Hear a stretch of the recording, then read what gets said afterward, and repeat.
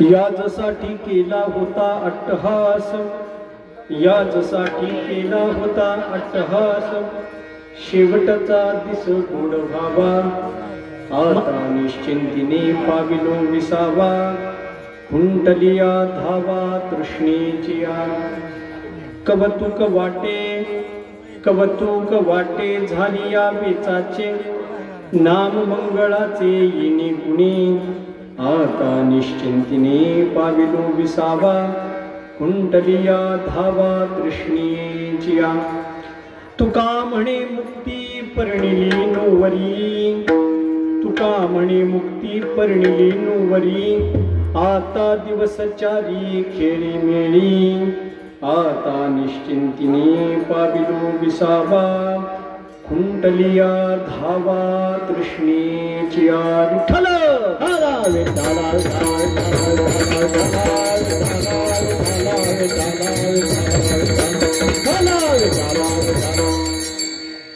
ब्रह्मानंदं परमसुखदं केवलं ज्ञानमूर्तिं, द्वन्द्वातीतं गगनसदृशं तत्त्वमस्यादिलक्ष्यम्। एकं नित्यं विमलमचलं सर्वधी साक्षिभूतं, भावातीतं त्रिगुणरहितं सद्गुरुं तं नमामि। यदक्षरमणाख्येयम् आनन्दं मज केवलम्, श्रीमन्निवृत्तिनाथेति ख्यातं दैवतमाश्रये। विभुं वेणुनादं चरन्तं दुरन्तं, स्वयं लीलया गोपवेशं दधानम्। गवां वृन्दकानन्दनं चारुहासन्, परब्रह्मलिङ्गं भजे पाण्डुरङ्गम्। पाण्डुरङ्गा करू प्रथम नमः, सवे चरण संतांची, दुसरे चरण संतांची,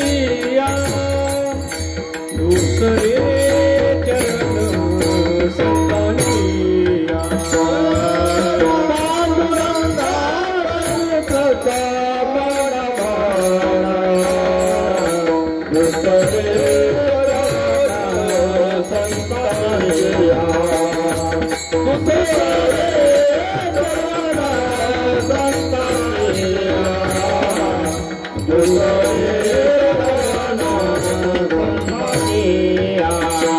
ज्ञानच्या कृपादानी कथेचा विस्तार, ज्ञानच्या कृपादानी कथेचा विस्तार, ज्ञानच्या कृपादानी कथेचा विस्तार, ज्ञानच्या कृपादानी कथेचा विस्तार, ज्ञानच्या कृपादानी कथेचा विस्तार।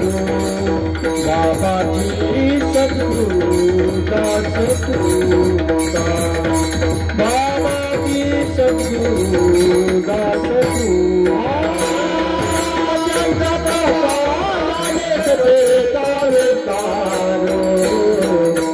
बाबाजी सद्गुरु दास तुका, बाबाजी सद्गुरु दास तुका, बाबाजी सद्गुरु दास तुका।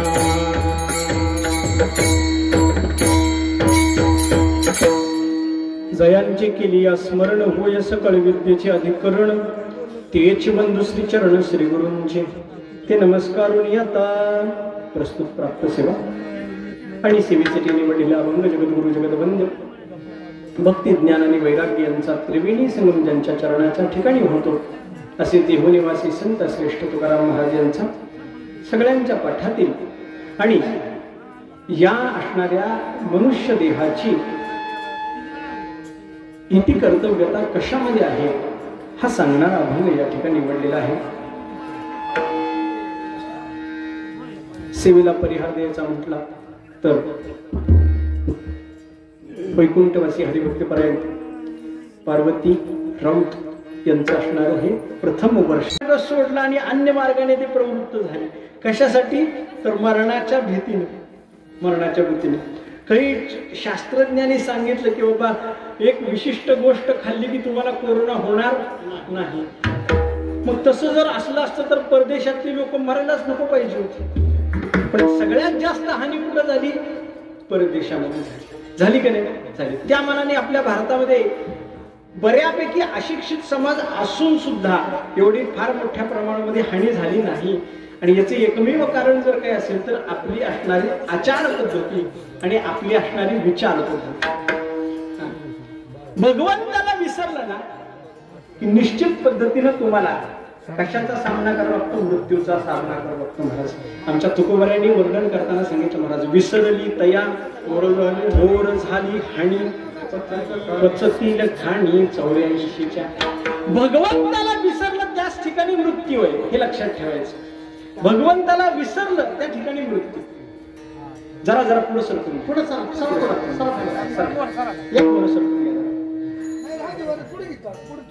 असू द्या, बाकीच्या नाही बोलू नका, मला एकट्याला बोलू द्या.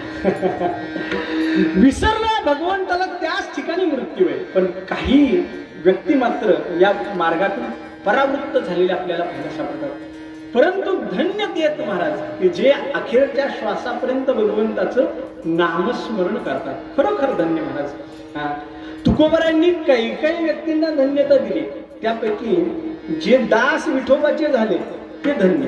बरोबर काय? धन्य आम्ही जन्मालो दास विठोबाचे झालो. धन्यता त्याला आहे. दुसरी धन्यता कोणाची? तर दुसरी धन्यता सांगताना सांगितलं की बाबा या ठिकाणी जे आपल्या मुलांवर चांगले संस्कार करतात ते माता पिता धन्य. धन्य माता पिता तया तेया, धन्य माता पिता तया तेया, धन्य माता पिता तया तेया. आपुल्या हितावासी लागता, आपुल्या हितावासी लागता, आपुल्या हितावासी लागता, आपुल्या हितावासी लागता. धन्य माता पिता तया तेया, धन्य माता पिता तया तेया, धन्य माता पिता तया तेया. धन्य माता पिता तयाचे. कुणाचे माता पिता धन्य? जे आपल्या हिताला जागृत होणारे आहेत आणि आपल्या पुढच्या पिढीवर सुद्धा तशाच पद्धतीने संस्कार घडवतात ते धन्य माता पिता. आमच्या इथं अनेक वारकरी येतात महाराज, अनेक वारकरी येतात. पण त्या वारकऱ्यांचं एकच दुःख असतं. काय दुःख असतं? महाराज मी आहे तोपर्यंत वारी चालू आहे, माझ्या नंतर काय? माझ्या नंतर काय? मग ते धन्य म्हणावेत का?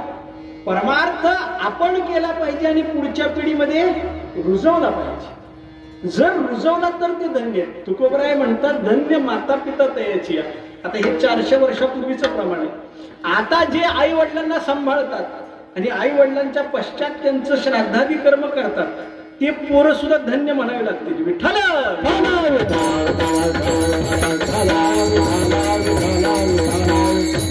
हे धन्य महाराज. कारण वृद्धाश्रम ही परंपरा भारतीय आहे का? नाही, वृद्धाश्रम ही भारतीय परंपरा नाही. पण भारतामध्ये सगळ्यात जास्त वृद्धाश्रम पाहायला सापडतात. ही दुर्दैव आहे. ही दुर्दैव आहे. का? कारण मनुष्य आपल्या कर्माला विसरला, पाश्चात्यांचं अंधानुकरण चालू केलं आणि त्याचा परिणाम काय झाला? आपण डे साजरे करायला लागलो. Day, father day, mother day, brother day. काय गरज आहे? ज्याच्या सानिध्यामध्ये नित्य त्याची आई आहे, ज्याच्या सानिध्यामध्ये नित्य त्याचे वडील आहेत, त्याला मदर डे साजरा करायची गरजच नाही. त्याचा रोजचा डे मदर डे. परंतु आम्ही काय करतोय? तर आम्ही नुसतं अंधानुकरण करतो. जे वैज्ञानिक दृष्टीच्या माध्यमातून चालत आलेला आमची परंपरा आहे, वैज्ञानिक दृष्टीच्या माध्यमातून चालत आलेला आमचा हे सनातन धर्म आहे, त्याला कुठेतरी बाजूला टाकलंय आणि काही मनाला येईल ती वागायला सुरुवात केली महाराज. आणि त्याचा परिणाम काय होतोय? त्याचा परिणाम असा होतोय की मनुष्य हा दिवसेंदिवस हा अत्यंतिक नीच प्रवृत्तीने ग्रासलेला. नीच प्रवृत्तीने ग्रासलेला. आता तुम्ही बघताय आता सध्या दिवस कशाचे चालू आहेत माहिती? बरं, जास्त बोलणं पण बरोबर नाही, आता किती किती सोनं किती किती नोटा सापडतात याचा अंदाज आहे का? अंदाज नाही. आणि एवढं करून सुद्धा भारत देश हा गरीब देश आहे असं म्हटलं जातं. बरोबर आहे. मग इतका पैसा येतो कुठून? इतका पैसा येतो कुठून? कारण मनुष्याचं वागणं आहे ना ते नीतिमत्तेला सोडून आपल्याला पाहायला सापडतं. आणि याच्या माध्यमातून काय होतं तर मनुष्याला फक्त दुःख होते. दुःख. परवा दिवशी एका साधकानं मला प्रश्न विचारला. महाराज म्हणले काय? म्हणले आपण एवढं चांगलं वागतो, एवढा देवधर्म करतो, मग एवढं सगळं चांगलं वागून सुद्धा आपल्या वाट्याला दुःख का? आणि दुसरे वाईट वागून सुद्धा त्यांच्या वाट्याला सुख का? आता हा प्रश्न फार मौलिक आहे बरं, फार मौलिक आहे. कारण बघा, जो न्यायाच्या माध्यमातून चालतो त्याला दुःख भोगावं लागतं. जो अन्यायाच्या अधर्माच्या माध्यमातून चालतो त्याला सुख आहे. महाराज प्रभू रामचंद्रांच्या वाटेला वनवास आहे आणि लंकापती रावण हा सोन्याच्या लंकेमध्ये राहतो. आहे का फरक? असं का? असं का म्हटल्यावर मी माझ्या बुद्धीप्रमाणे त्याला उत्तर दिले. हे लक्षात ठेव, हे युग चालू आहे ना, युग हे कलियुग चालू आहे. कलियुग. आणि कलियुगाचा धर्म असा आहे, कलियुगाचा धर्म असा आहे, जो कोणी भक्ती मार्गाचा अवलंब करतो, जो कोणी ज्ञान मार्गाचा अवलंब करतो, जो कोणी मुक्त होण्याचा प्रयत्न करतो त्याला कधी काहीही देत नाही. उलट त्याला अनुसरून अशा पद्धतीचा व्यवहार जो कोणी व्यक्ती करतो त्याला कली भरभरून देतो, भरभरून देतो. पण हे लक्षात ठेवायचं, त्याला कितीही देऊ द्या, त्याला कितीही देऊ द्या, त्याला गादी झोपायला दिली, कली गादी देऊ शकतो, पण त्याला झोप येऊ देतो का? झोप येऊ देतो. आपण खाली घोंगड्यावर झोपू द्या, आपल्याला निश्चिंत झोप लागते, पण त्याला गादीवर सुद्धा झोप येत नाही. आपण एखाद्या कोंडलेल्या खोलीत असू द्या, तिथं आपल्याला उकडत नाही, जीव गुदमरत नाही. त्याला 3-3 फॅन लावले तरी जीव त्याचा गुदमरतो. कली दाखवताना फक्त सुख दाखवतो, पण त्याला मात्र दुःखच भोगायला लावतो. म्हणून वरून आनंदी आणि आतून दुःखी असण्यापेक्षा वरून दुःखी राहावा, पण आतून काय पाहिजे? आनंद पाहिजे. विठाला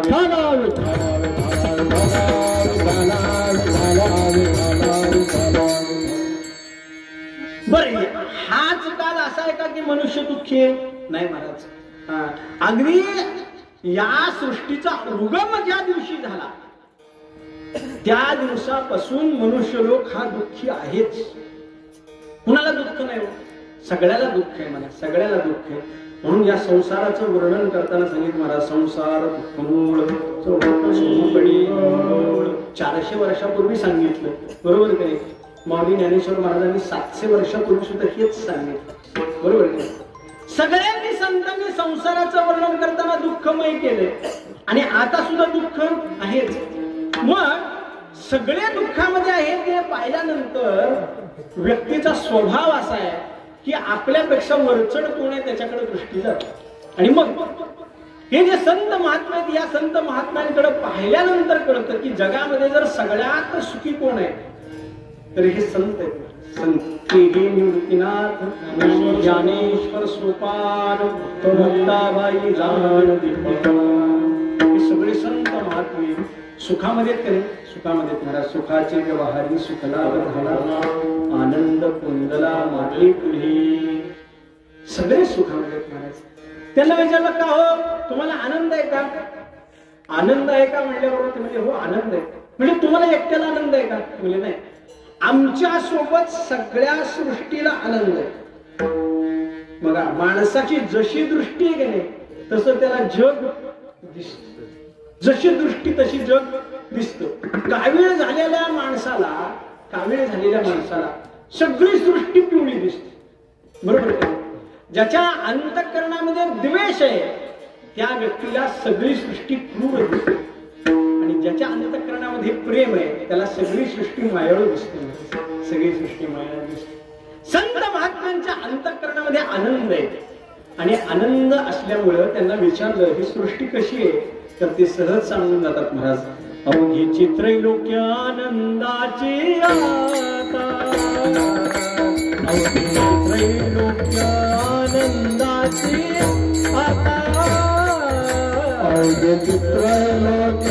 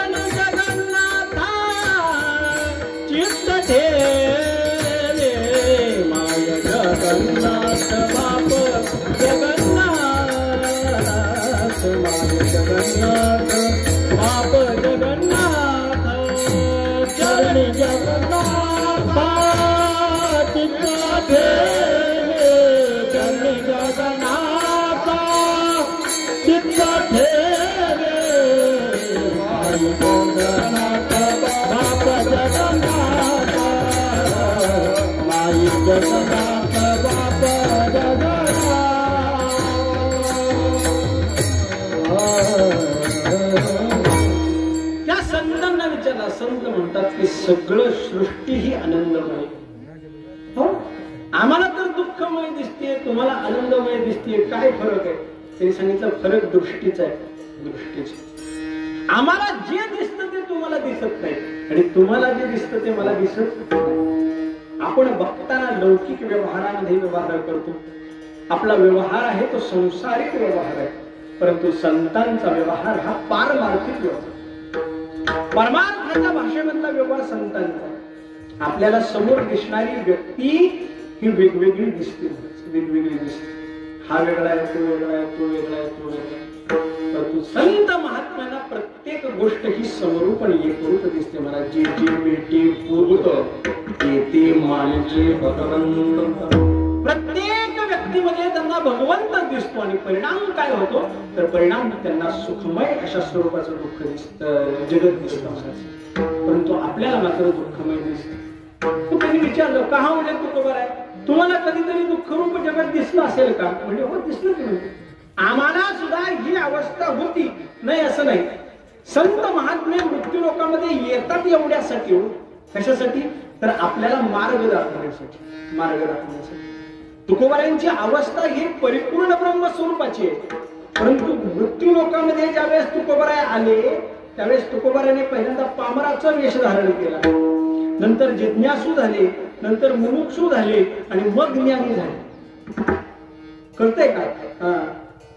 नाहीतर स्वतःला वर्णन करून घेतलं असतं का? काय मी उद्धार पावे काही काही नारायण ऐसे जन करा समाधान चित्त माझे. का तुकोबाराय जर ब्रह्मस्वरूप असतील तर ते म्हणतील का उद्धार माझा कसा होणार, माझं कर्म कसं नष्ट होणार म्हणतील का? म्हणणार नाही. पण ज्या अर्थी म्हणतात त्या अर्थी त्यांनी ती भूमिका स्वीकारलेली आहे. आणि याच्यासाठी वर्णन करत असताना तुकोबारायांनी सांगितलं तैसे संत जगी क्रिया करून दाविती अंगी. संत क्रिया करून क्रियेच्या माध्यमातून उपदेश करतात. महाराज दोन पद्धतीचे शिक्षक असतात, दोन पद्धतीचे शिक्षक. एक लहान गटाला मोठ्या गटाला पहिली ते चौथी शिकवणारे आणि दुसरे 5वी पासून पुढचे. जे लहान मुलांना शिकवणारे शिक्षक आहेत त्यांनी फळ्यावर वाक्य लिहिलं सांगितलं मुलांना लिहिता येईल का? लिहिता येत नाही महाराज. मग काय करावं लागतं? पण ते हाती धरली पाटी, मग त्या गुरुजींनी त्या पाटीला हातामध्ये धरायला पाहिजे.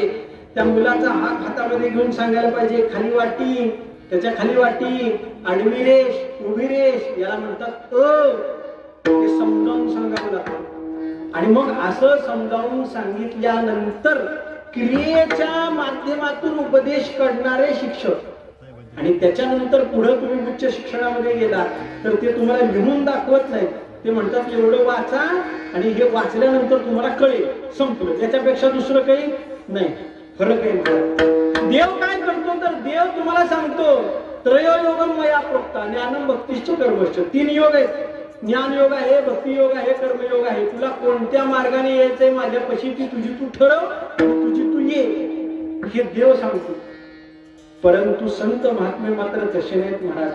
संत महात्मे मृत्यू लोकांमध्ये येतात आणि आल्यानंतर काय करतात तर ज्या पद्धतीने लहान मुलांचे शिक्षक त्याला हातामध्ये धरून सगळं गिरवून दाखवतात, तैसे संत जगी, तशा पद्धतीने संत जगामध्ये क्रिया करून दायकी अंगी, क्रियेच्या माध्यमातून शिकवतात. म्हणजे काय, मी करतो त्या पद्धतीने तुम्ही करा, निश्चित पद्धतीने काय होईल, भरवशेने भेटे पांडुरंग, भरवशेने भेटा पांडुरंगा, भरवशेने भेटे पांडुरंगा, भरवशेने भेटे. तुका म्हणे चला जाऊयाची वाटे, भरवशेने भेटे पांडुरंगा, भरवशेने भेटे पांडुरंगा.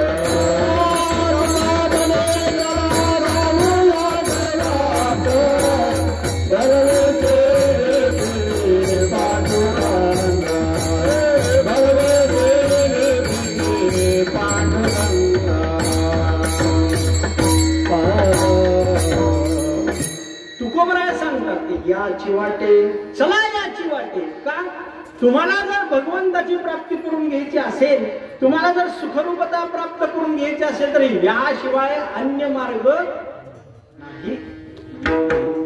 मग काही जण आमच्यासारखे हुशार असतात, ते म्हणतात महाराज काहीतरी अवघड सांगा, काहीतरी अवघड सांगा. एक जण माझ्याकडे आला माळा घालायला, माळा घातली, त्या माळा घातल्यानंतर त्याने विचारलं काय करू द्या, काय करू द्या. म्हणजे रामकृष्ण हरीचा जप कर. रामकृष्ण हरीचा जप कर म्हणजे तिचं तोंड असतं. काय महाराज म्हणजे काय, काहीतरी अवघड सांगा, काहीतरी अवघड सांगा. म्हणजे मला हरिपाठ वाचायचा, हरिपाठ वाचायचं. म्हणलं महाराज काहीतरी वेगळं सांगा.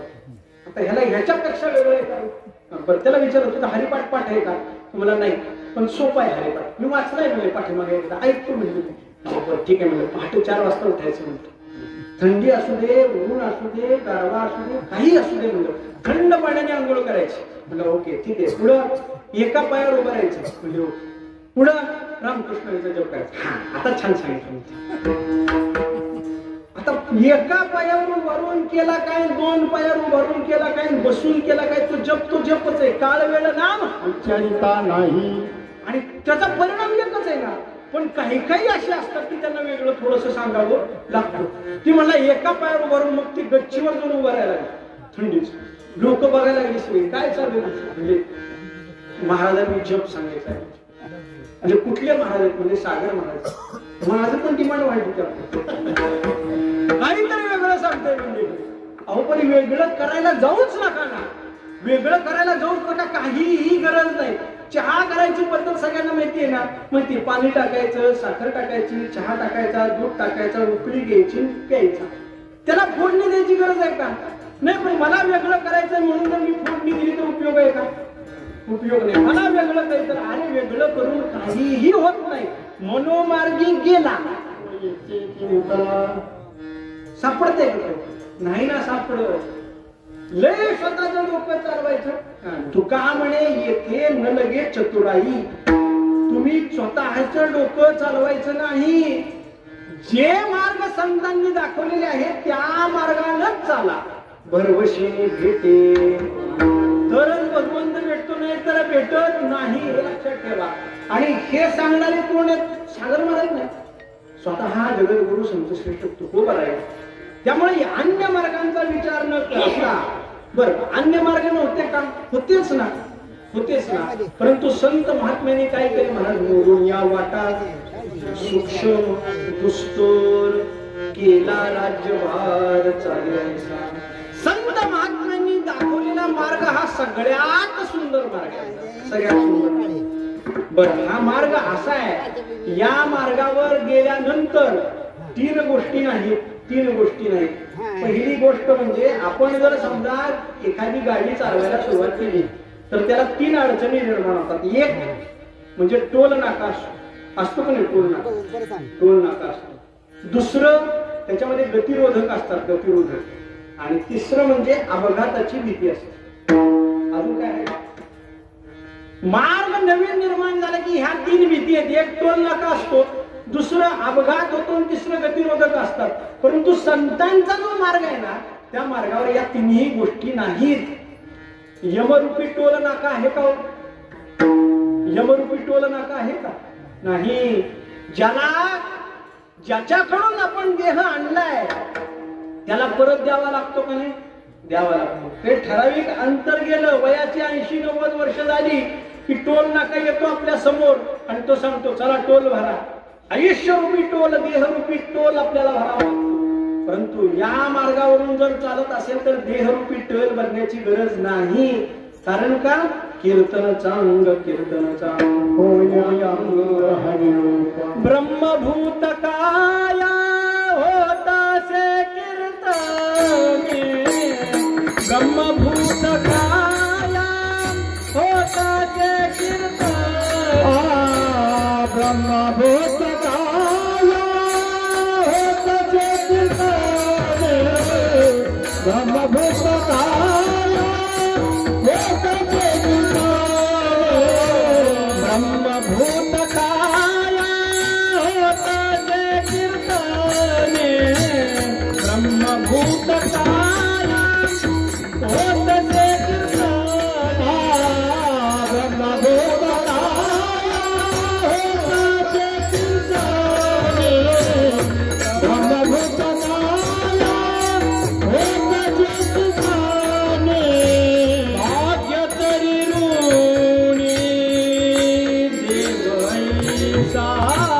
भाग्य तरी ऋणी देवांचा. ब्रह्मभूत काया होतासे कीर्तने.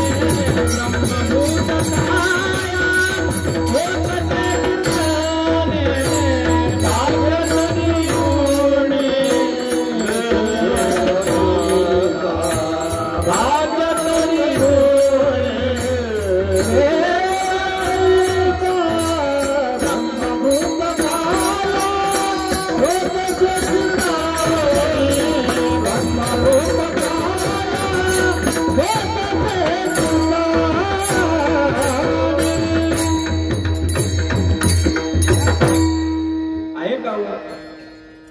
या मार्गावरून चालल्यानंतर मृत्यू नाहीच. मृत्यू नाही.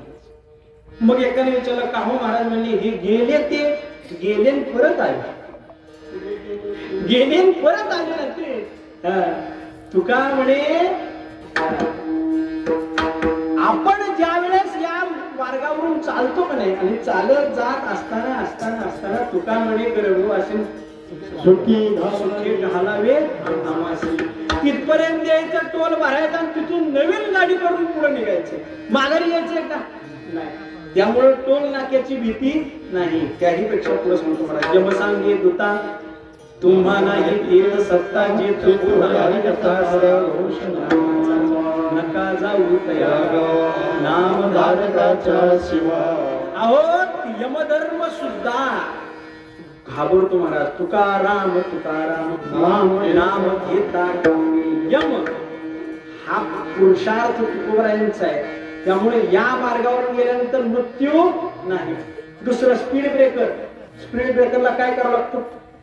स्पीड ब्रेकरला घेर कमी करावं लागतो. चौथ्या गिअरवर जर गाडी असेल तर तिथून पहिल्या दुसऱ्या गिअरवर यावं लागतं. बरोबर यावं लागतं. मग इथं आहे का तसं? तसं इथं भानगडच नाही. म्हणजे या मार्गावर स्पीड ब्रेकर नाही. हा बाकीच्या मार्गावर स्पीड ब्रेकर आहे नाही असं नाही. यम नियम आसन प्राणायाम प्रत्याहार पर्यंत गेला आणि तिथं गेल्यानंतर मग असं वाटलं की बाबा ते चांगलं होतं. आला परत मार्ग. अगदी शुकाधिक बापुडे शुकाचार्यांसारखे महात्मे सुद्धा माघारी आहे. सगळ्याचा त्याग केला. जड भरताना सगळ्याचा त्याग केला. काही तर ठेवलं का?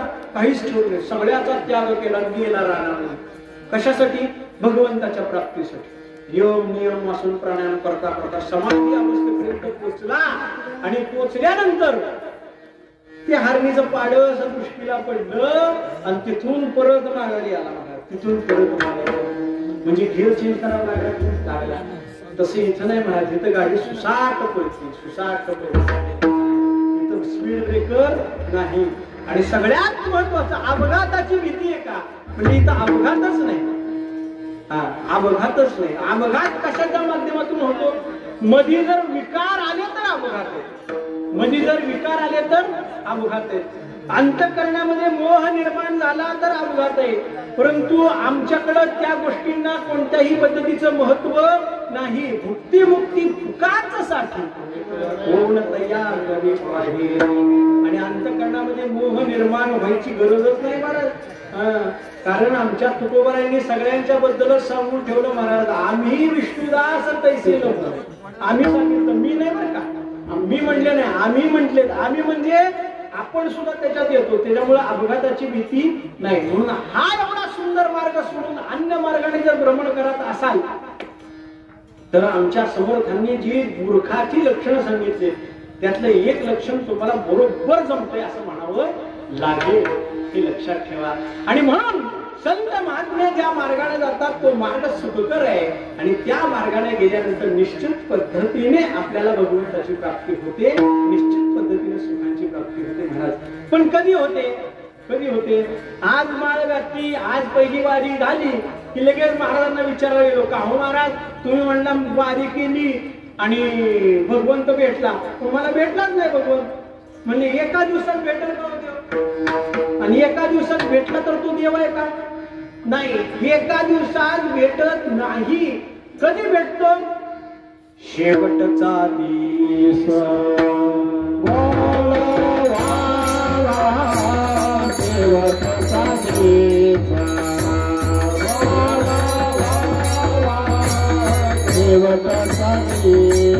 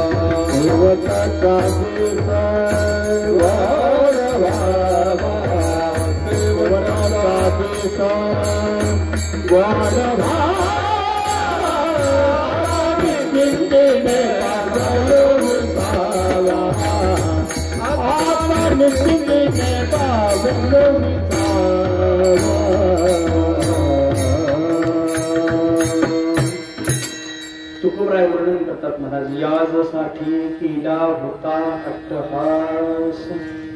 कशासाठी अट्टहास करायचा? शेवटचा दिस उडावा. मनुष्याने विचार करावा महाराज, पुढचा विचार करावा.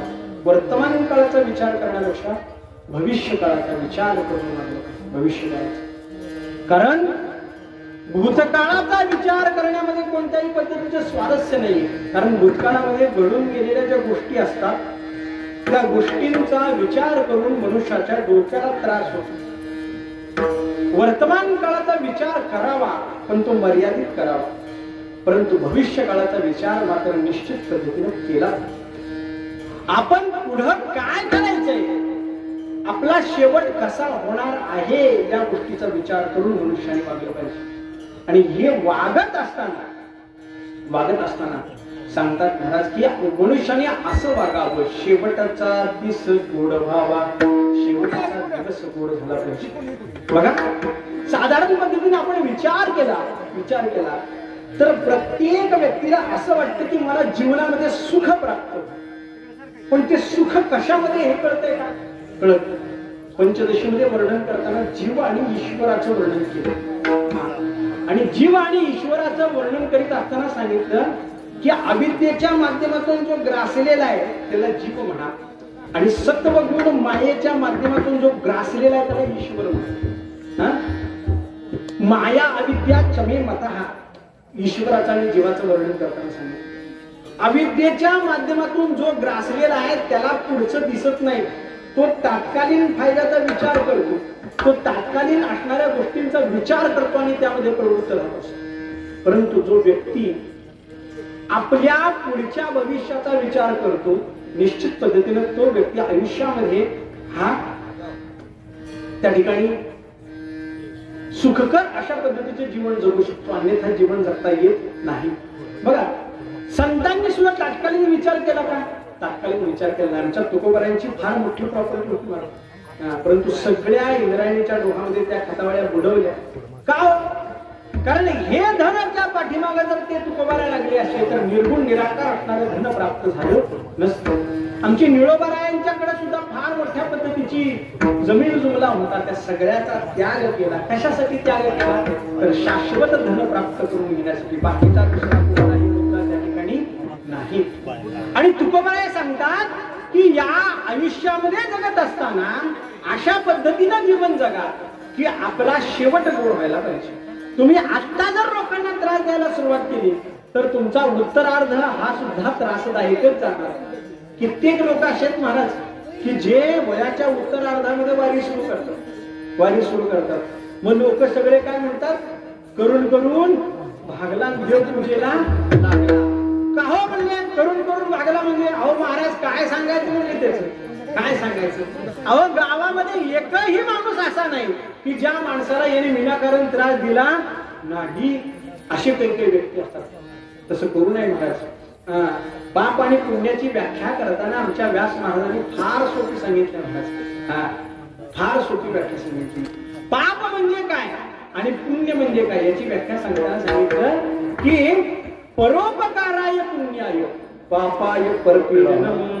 दुसऱ्याला मदत करणं हे पुण्य आहे आणि दुसऱ्याला विनाकारण त्रास देणं विनाकारण बरं का याला पाप म्हणलं गेले. पाप म्हणलं गेले. मग तुम्ही म्हणाल की अर्जुनाने युद्ध केलं, अर्जुनाने मारलं, तो त्रास दिला का? नाही. हक्काची लढाई लढायलाच पाहिजे. तिथं गीता सांगते हक्काची लढाई लढा, सोडायचं नाही. पण विनाकारण जर तुम्ही लोकांना त्रास देत असताल तर मात्र तुम्ही पापी आहात असे व्यास महर्षी सांगतात. पुण्य प्राप्त करून घ्या आणि त्या पुण्याच्या माध्यमातून भगवंताला आपलंस करण्याचा प्रयत्न करा. आपलंस करण्याचा प्रयत्न करा. ज्यावेळेस काळ पुढे सरकतो, ज्यावेळेस तारुण्य अवस्था संपते आणि वृद्धावस्था सिद्ध होते त्यावेळेस मनुष्याच्या अंतःकरणामध्ये भीती वाटायला सुरुवात होते. मला वृद्धपणे प्रवर्तली चिंता निर्माण व्हायला सुरुवात होते. मग त्याला भीती वाटायला सुरुवात होते. कशाला घाबरतो? म्हातारी माणसं बघा रात्र रात्र झोपत नाही. रात्र झोपत आणि आम्हाला दिवसा सुद्धा झोपायला कमी पडतो. बरोबर का? रात्री झोपून दिवसा परत झोपतोय तरी अजून डोळे चोरते का? अजून अर्धा तास नाही वाटत का? कुणाला झोप येत नाही? ज्याला यमाची भीती त्याला झोप नाही. ज्याला यमाची भीती त्याला झोप नाही. मी नेहमी उदाहरण सांगत असतो महाराज. वर्षातून एकदा ऑडिट येतं महाराज, बँकेचं पतसंस्थेचं येतं की नाही? ते ऑडिट आलं की काय करावं लागतं? सगळा जमा खर्च दाखवावा लागतो. ज्यांनी वर्षभर कोणत्याही पद्धतीचा गैरव्यवहार केला नाही त्याला ऑडिटची भीती वाटते का? भीती वाटत नाही. पण ज्यांनी गैरव्यवहार केलेला आहे ह्याच्या नावावर 5,000 उचलले परत मिळून भरले, त्याच्या नावावर 5,000 उचलले परत मिळून भरले, 10,000चं 1,000 केले, 1,000चं 10,000 करून व्हाईटनर लावून पांढरी शाई लावून सगळं काळा कारभार केलेला असतो का नाही? त्या माणसाला बघा ऑडिट आलं, मार्च महिना आला की त्याला धडकीच भरते. ते साहेबाला त्या फाईलला हातच जाऊ देत नाही. साहेबाला म्हणतो चला जेवायला, चला चला बाहेर, चला चला इकडं, चला चला इकडं, चला. शेवट कशी तरी पैसे देऊन सही घेतो आणि एकदा का मार्च महिना झाला की परत रिकामा झाला वर्षभर. आहे की नाही? हे इथल्या दरबारात चालतं हो, पण वरच्या दरबारात चालतं का? वरच्या दरबारात हे चालत नाही. चला इकडं, चला जेवायला, घ्या पैसे, चालत नाही तिथं. आणि तिथं ते चालत असल्यामुळं ज्याने आयुष्यभर काळे धंदे केले ना त्याला म्हातारपणी झोप येत नाही. मग ते रात्र जागतं विचार करतं काय उत्तर द्यायचं यमधर्माला, काय उत्तर द्यायचं. पण ज्याने आयुष्यभर परमार्थ केला त्याला मात्र कोणत्याही पद्धतीचं काहीही वाटत नाही महाराज. उलट एखादा नास्तिक व्यक्ती गेला की जगताला समाधान वाटतं. बरं झालं म्हणजे गेले, पिढा गेली. आहेत अशी काही माणसं. अख्खा महाराष्ट्र अख्खा देश चिंतन करतो कधी मरतय. सगळं देश सगळं जग वाढवत की कधी मरतोय. पण एखादा साधा बोळा वारकरी असतो महाराज, जो महिन्यातून एकदा पंढरपूरला येत असतो, तो जर गेला तर अख्ख्या वारकरी संप्रदायाला हळहळ निर्माण होते. चांगला होता. त्याला म्हणतात शेवटचा दिस गोड व्हावा. स्वर्ग मृत्यू नरक प्राप्त होणं हे मृत्यू लोकांमध्ये अवलंबून आहे. हे लक्षात ठेवा, मृत्यू लोकांवर अवलंबून आहे. एखादा व्यक्ती गेला त्याच्या अंतयातनामध्ये 4 पावलं चाला. लोक जर म्हणत असतील बरा होता, चांगला होता, अजून 10 वर्ष टिकला असतं तर आमच्या गावाचं कल्याण झालं असतं, निश्चितपणे समजा त्याला स्वर्गाची प्राप्ती झाली. आणि त्या अंतयात्रेमध्ये चालत असताना जर कुणी म्हणत असेल का हो काय झालं, आधीच 2-4 वर्षापूर्वी जायला पाहिजे असं जर म्हणत असतील तर समजायचं हा जगून सुद्धा कोणत्याही पद्धतीचा जगताचा फायदा नाही. याचा अर्थ याला निश्चित पद्धतीने नरक मिळाला. आणि आता लोक फार पुढची झालेत महाराज. मरायच्या आधीच त्याचं सगळं काढून ठेवतात आणि मेल्यानंतर सगळं वाचून दाखवतात समोर की असा होता, ते तसा होता. पूर्वीच्या काळी मेलेल्या लोकांना तर नावं ठेवत नव्हती. आता मेलेल्या लोकांना नावं ठेवण्याची प्रथा चालू झाली. मृत्यू पश्चात वैरम शम्यती. रामायणामध्ये दृष्टांत आहे. लक्ष्मण महाराज आणि भगवंत दोघ जण होते महाराज. रावणाचा देह जमिनीवर पडला, रावण मृत्युमुखी पडला आणि मृत्युमुखी पडल्यानंतर लक्ष्मणाला भगवंताने सांगितलं जा रावणाकडे जा आणि त्याच्याकडून काहीतरी उपदेश ग्रहण कर असं म्हटल्याबरोबर त्यांनी विचार केला आणि तो गेला महाराज रावणाकडे. रावणाच्या डोक्याला जाऊन उभा राहिला आणि रावणाला विचारलं काही संदेश द्या. रावण काहीही बोलला नाही. परत आला माघारी. म्हणजे तुम्ही सांगा जावा. गेलो पण तिथं काहीच बोलला नाही. म्हणजे कुठे उभारला होता, म्हणजे डोक्यापाशी. नाही ग्रहण जर करायचं असेल तर पायापाशी थांबावं लागतं. पुन्हा गेला आणि पुन्हा पायापाशी उभारला आणि पायापाशी उभारल्यानंतर रावणाने 37 श्लोकाचा उपदेश केला. 1 नाही 2 नाही बरं का, 37 श्लोकाचा उपदेश केला लक्ष्मणाला 37 श्लोकाचा उपदेश केला महाराज. मृत्यूनंतर वैर संपत पण मृत्यू सुद्धा चांगला यायला पाहिजे महाराज. चांगला यायला पाहिजे. कसा यायला पाहिजे? एखादा व्यक्ती आहे, त्या व्यक्तीने आयुष्यभर भगवंताची सेवा केली आणि आमोशेच्या दिवशी जर घरात पडून मरण असेल तर त्याचा मृत्यू योग्य झाला का? योग्य झाला नाही. त्याला म्हणत नाही मला शेवटचा दिवस त्याचा दिवस झाला. मी नेहमी उदाहरण सांगत असतो. आमच्या मुक्ताईकडे एक शिष्य आली. मुक्ताईचं वय 8 वर्ष. इको कमी करा. मुक्ताईचं वय 8 वर्ष आणि 8 वर्षाच्या असणाऱ्या त्या मुक्ताईकडं 1800 वर्षाचा एक वयोवृद्ध म्हातारा आला आणि त्या म्हाताऱ्याला सांगितलं मला उपदेश कर. कोण आहे? चांगदेव महाराजांना विचारलं मुक्ताईनं का हो म्हणजे चांगदेव. आम्ही सगळ्यांनी वर्णन केलं महाराज. अल्पायुषी मानव देह. किती आहे अल्पायुष्य? अल्प म्हणजे किती? शतगणने ते अर्धरात्र 100 वर्ष म्हणून सांगितलं. म्हणजे पण तुम्ही जगला 1800 वर्ष. कस काय म्हणल्याबरोबर त्यांनी सांगितलं काय सांगायचं म्हणजे खेचरी मुद्रा लावायचं. खेचरी मुद्रा. आणि त्या खेचरी मुद्रेच्या माध्यमातून यमधर्म काय यमाचा बाप जरी आला तरी त्याला माझा प्राण सापडत नव्हता. म्हणजे बर किती वेळा येऊन गेले म्हणजे पहिल्यांदा 100 वर्ष झाले यमधर्माचे दूत येऊन गेले म्हणजे सापडलो. तिथून पुढे 16 वेळा यमधर्म आला पण रिकाम्या हाताने गेला. आमच्या मुक्ताईने एकच प्रश्न विचारला, काय म्हणजे एवढ्या वेळा यम आला, एकदा तरी देव आला का? ते म्हणले नाही आला देव. म्हणले जगून काही केलं? 1800 वर्ष जगून सुद्धा देवाचं दर्शन होत नसेल तर त्या आयुष्याचा काय उपयोग आहे? काही उपयोग नाही महाराज. याच्या विरुद्ध बघा, याच्या विरुद्ध आमच्या तुकोबारायांची अवस्था बघा, आमच्या माऊली ज्ञानेश्वर महाराजांची अवस्था बघा. ज्ञानेश्वर महाराजांचा सोहळा अपूर्व आहे महाराज, अपूर्व. एका बाजूला आमचे निवृत्तीनाथ महाराज आहेत, एका बाजूला साक्षात भगवंत आहे आणि दोघही रडतायत आणि रडत रडत समाधिस्थ करतायत. आमच्या तुकोबारायांनी पत्र पाठवलं भगवंताला. भगवंताला पत्र पाठवलं आणि भगवंताला सांगितलं, महाराज तुका म्हणे मज आठवा मुळी लवकरी पाठवा. मला जायचंय म्हणजे वैकुंठाला, मला परत पाठवा म्हणल्यानंतर तुकोबारायांनी भगवंताने विचार केला. पत्राचे उत्तर काय दिले फिरवून, पत्रिकामध्ये आपण वाचतो महाराज.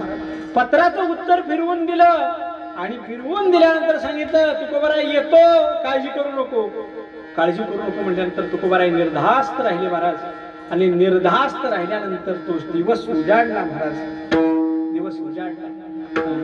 आणि उजाडल्यानंतर सकाळीच आमचे तुकोबाराय उठले, भगवंताला स्नान घातलं आणि स्नान घातल्याबरोबर कानावर आवाज आला महाराज, गडूड येतो फणात्कारी नाभी म्हणे नाभी भिऊ नको, मी आलो. गरुड महाराजांचा जो फणात्कार आहे तो भक्तांना अभय प्रदान करणार आहे आणि अभय प्रदान करणारा तो फणात्कार ऐकूया लागला. तुकोबारायांना आनंद झाला महाराज. तुकोबाराय बघितले, त्या नदीवर गेले, इंद्रायणीवर गेले आणि बघितल्याबरोबर समोर कोण दिसले महाराज? पहिले उभे हरी शंख चक्र शोभे करी, शंख चक्र करामध्ये शोभणारे असे भगवंत पहिलं तीराला उभारले महाराज. भगवंताला नमस्कार केला आणि आपल्या घरामध्ये आणलं महाराज. घरामध्ये आणलं, बसवलं महाराज. काय होतं घरामध्ये? मुडकिया बाजा वरी वाकळांच्या शेजा, मुडकी बाज, त्याच्यावर एक वाकळ टाकली. त्या तुकोबारायांनी भगवंताला बसवलं महाराज. भगवंताला नमस्कार केला आणि भगवंताला विचारलं, भगवंता लांबून आला तू? म्हणजे हो. काही खायला हवं का? खायला हवं का म्हटल्याबरोबर तुकोबारायांनी सांगितलं, भगवंतानी सांगितलं भूक लागली म्हणजे तुकोबा काहीतरी खायला दे म्हटल्याबरोबर तुकोबारायांनी विचार केला, काय आहे घरामध्ये काय? सगळ्या उतरंडी उतरवल्या आणि उतरंडी सगळ्या उतरवल्यानंतर एका छोट्या गाडग्यामध्ये मुठभर कण्या सापडल्या. कण्या प्रकार माहिती का? वाळलेला हुरडा चुळून ठेवलं जातं का नाही पाठीमागं, त्याला कण्या म्हणतात. हुरड्याला कण्या म्हणत नाही, पाठीमागं राहतो त्याला कण्या म्हणतात. त्या कण्या सापडल्या महाराज. त्या कण्या घेतल्या, एका छोट्या भांड्यामध्ये त्या कण्या टाकल्या आणि शिजवायला ठेवल्या. मी तुकोबाराय बाहेर आले आणि बाहेर येऊन बघतात तर काय त्या दरवाजाच्या पाठीमागून कोणतर डोकवतं. दरवाजाच्या पाठीमागं कोणतर डोकवतंय म्हणल्याबरोबर तुकोबाराय भगवंताची आज्ञा घेऊन त्या दरवाजापर्यंत गेले. तर कोण होतं महाराज? शुकसनकादिक नारद तुंबर भक्तांच्या कोटी, कवाडाडोली पाहताती जगदेवी. त्या भगवंताला कवाडाच्या आडून पाहत होत्या. म्हणजे काय? दरवाजाच्या पाठीमागून भगवंताकडे पाहत होत्या. तुकोबारायांनी विचार केला, एवढे वैष्णव घरी आले, सगळ्यांना बोलवलं महाराज. बसायला काय दिलं ते मला माहित नाही, कारण तुकोबारायांनी वर्णन केलं नाही. तुकोबारायांनी सगळ्याला बसायला सांगितलं. आता एक माणसाचं घरी खायची सामग्री आहे, अनेक माणसं झाली, काय करायचं? आमच्या इथं असं जर समजा काही प्रसंग निर्माण झाला आमच्या सप्त्यामध्ये, तर एका गोष्टीची जबाबदारी मी घेतो, बाकीच्या गोष्टी म्हणजे तुमची तुम्ही कसंही भागा. भाताचं तुमच्याकडं, पोळीचं तुमच्याकडं, वरणाचं कॉन्ट्रॅक्ट माझ्या. कितीही माणसं येऊ द्या, मी केलेलं वरण कमीच पडत नाही. सोपी पद्धत आहे. काय करायचं? कितीही माणसं येऊ द्या हो, फक्त बादल्याच वाढवायचं पाण्याच्या, मीठ टाकायचं, तिखट टाकायचं, याच्यापेक्षा दुसरं काही आहे का? भात तसं करून चालतंय का? आता बरं पाणी नाही चालत. वरणाचं कॉन्ट्रॅक्ट आपल्याकडे असतं, बाकीच्या कशात आपल्याकडे नसतं. तुकोबारांचा फॉर्म्युला आहे, तुम्ही वापरतोय. तुकोबारांनी काय केलं महाराज? दरदरीत पाण्या माझी रांदिल्या कण्या, कण्या ठेवल्या, छोट पातेलं उतरवलं, मोठं पातेलं ठेवलं, त्यात तेवढ्याच कण्या टाकल्या, कळशीभर पाणी ओतलं. दरदरीत पाण्या माझी रांदिल्या, चारच कण्या, जास्त आहेत का? पाणी दरदरीत आहे, कण्या दरदरीत नाही. हा, आमच्या तुकोबारांच्या एक एक शब्दाचा विचार केल्यानंतर खरा गुह्य अर्थ कळतो, नाहीतर कळत नाही. आता याचा वेदांतिक अर्थ वेगळाच होतो. कण्या थोड्याच आहेत, भाग्य थोडंच आहे, पाणी जास्त आहे, दुर्भाग्य जास्त आहे, तरी सुद्धा भगवंताने स्वीकार केला. हे लक्षात ठेवा. त्याचा अर्थ आपल्याला ते घ्यायचा नाही. हा, दरदरीत पाण्या माझी रांदिल्या कण्या, कण्या चारच, पण दरदरीत पाण्या सगळ्यांना दिलं महाराज. आणि दिल्यानंतर एवढा आनंद झाला भगवंताला. भगवंताने एक वाटी पिली आणि दुसरी कधी वाढ येते याचा विचार करायला लागला. कधी वाढ येते याचा विचार करायला लागला. कारण पहिली वाढ झाली, दुसरी वाढीचा विचार करायला लागल्याबरोबर आमच्या तुकोबारांनी सांगितलं, एक तुळशीचं पान तोडलं आणि हातावर दिलं, म्हणले मुखशुद्धी तुळशी तुका म्हणे गुरु. आता याच्यापेक्षा जास्त मागू नका, कारण जेवढं आहे तेवढं दिलेलं आहे, आता काहीही नाही. असं म्हणल्यानंतर भगवंतानी ते पिलं. पिल्यानंतर तुकोबारांना सांगितलं, तुकोबार आहे म्हणजे काय आता वैकुंठाला येणार काय? म्हणजे हो येणार. म्हणजे एक दिवस घरी या. म्हणजे कशाला? अहो म्हणजे एवढे पदार्थ आमच्या घरी बनतात ना, एवढे पदार्थ आमच्या घरी बनतात, पण त्या प्रत्येक पदार्थामध्ये काही ना काहीतरी न्यूनता असतेच. तुमची ही जी रेसिपी केली आमच्या घरच्यांना शिकवा, कारण असे पदार्थ आम्ही कधीच बघा. भगवंताला काही काही पदार्थ प्रिय केले. गवळीयाची ताकदी कोण पोळे चांगली, हा कोठे उपवास पडले होते कण्या भक्षी विदुराच्या. हे जे पदार्थ आहेत ना, हे पदार्थ भगवंताला खास करून आवडतात. ते म्हणले आमच्या घरी 16,108 आहेत, पण त्या एकीच्या हाताला अशी चव नाही. तुकोबारांच्या घरचं खाल्ल्यानंतर देवाने ढेकर दिली आणि मग काय झालं महाराज? कोडी सहित झाला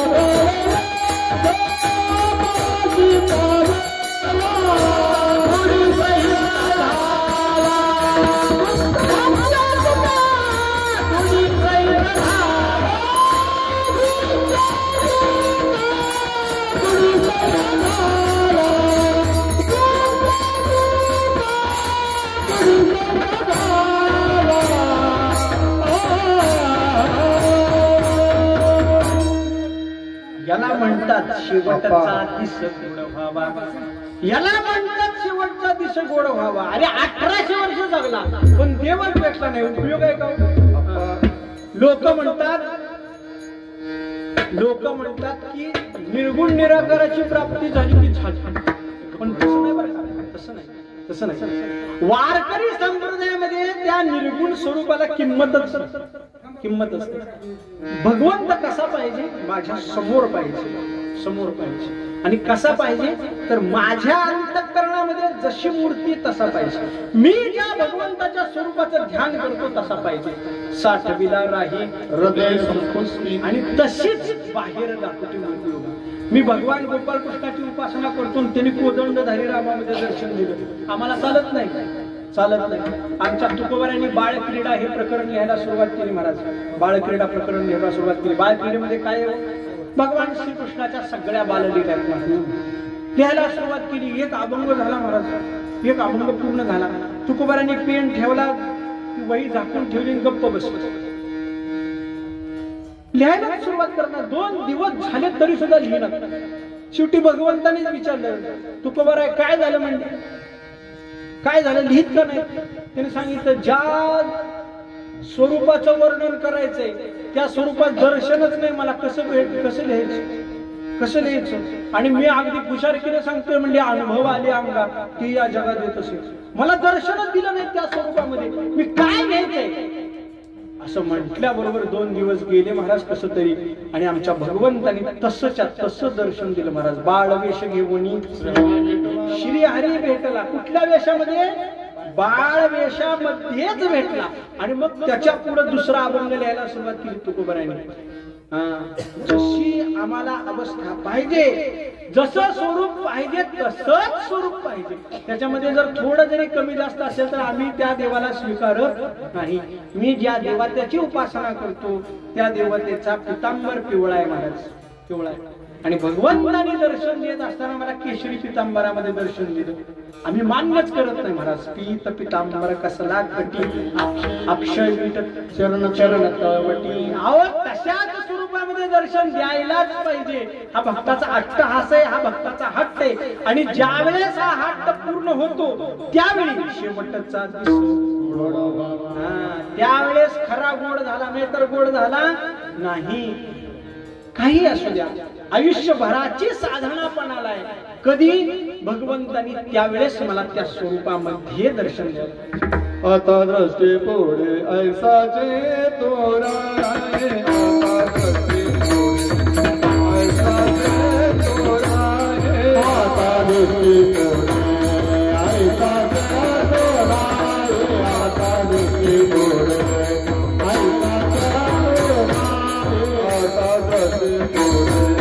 ऐसाचे तोरा आहे,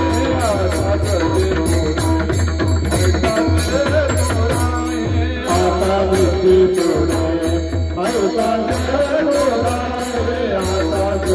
पुढे ऐसाचे तोरा आहे, आता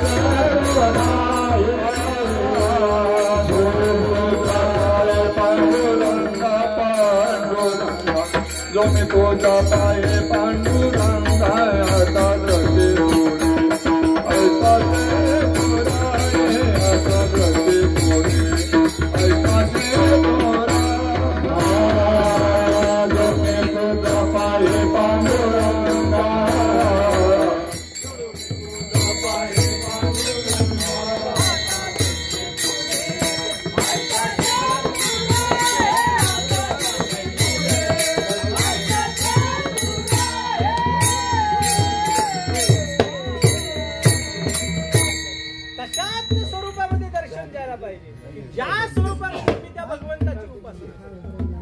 आणि त्याच्यामध्ये जर थोडं जरी अंतर निर्माण झालं तर निश्चित पद्धतीनं काय करतोय मी त्या स्वरूपाचा स्वीकार करणार नाही.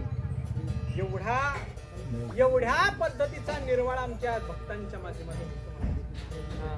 आणि असे जे भक्त आहेत, असे भक्त ते त्या भगवंताची एवढ्या टोकाची उपासना करतात, एवढ्या टोकाची उपासना करतात, त्या भगवंताला त्या स्वरूपामध्ये प्रगटच व्हावं लागतं, प्रगटच व्हावं लागतं.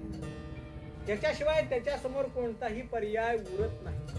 एवढं सामर्थ्य जर कोणाचं असेल तर एवढं सामर्थ्य त्या भक्ताचं. आणि ज्यावेळी तो भगवंत त्या स्वरूपामध्ये समोर येतो आणि शेवटचा दिवस गोड होतो, भगवंताचा सगुण साक्षात्कार होतो त्याला. आणि ज्यावेळेस सगुण साकार त्या भगवंताची भेट गाठ होते त्यावेळेस मात्र त्याच्या आतापर्यंत ज्या क्रिया असतात, आतापर्यंत केलेली जी साधना असते, आतापर्यंत केलेले जे प्रयत्न असतात ते सगळे संपतात आणि मग त्याचं मन एका जागी स्थिर होतं. त्याला निश्चय अवस्था प्राप्त होते आणि मग तो म्हणतो आता निश्चिंतिनी पावनो विसावा. आणि मग परिणाम त्याचा काय होतो? कुंटलिया धावा दृष्टे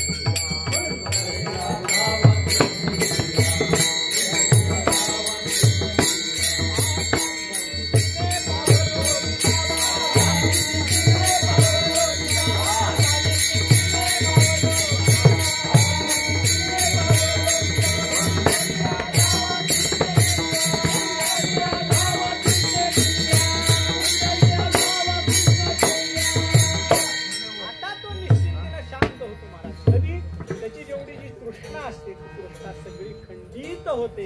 आणि त्याचा परिणाम काय होतो तर तो शांत होतो महाराज. एका ठिकाणी स्तब्ध राहतो. आता काय गरज आहे का बाकी करायची? आता कोणतीही काहीही करायची गरज उरत नाही.